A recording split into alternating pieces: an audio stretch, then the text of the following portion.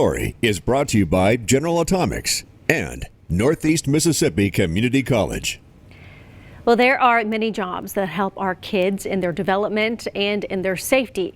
But there is one job out there that we may not think too much about.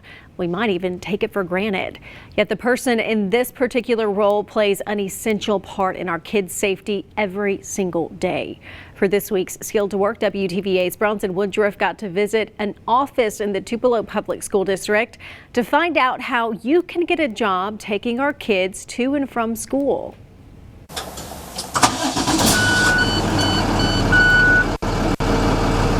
Driving a school bus can be challenging, but it's not too hard to get the hang of. This ain't too hard at all. Just like driving a car. Pretty much. It ain't bad. It might not be too hard after some practice, but according to Orman Salters, a full-time bus driver at Tupelo Schools, there's more to it than just driving. He said bus drivers must have one essential skill: patience. The driving part is easy, is just keeping control of the bus. Orman has worked as a bus driver for almost 12 years.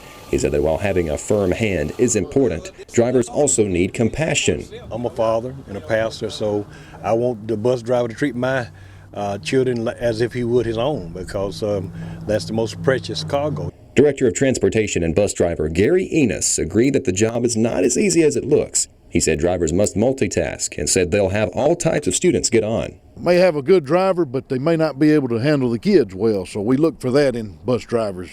Children gonna be children, and you have to make sure you let them know you mean what you say and say what you mean, and they'll respect you for that. Salter said that ultimately a bus driver must pay attention. Watch what you're doing, watch what the students are doing, and watch what the traffic is doing, because everybody don't obey their stop arm. At the end of the day, Salter said he enjoys the job for a number of reasons, including getting to make an impression on his students each day.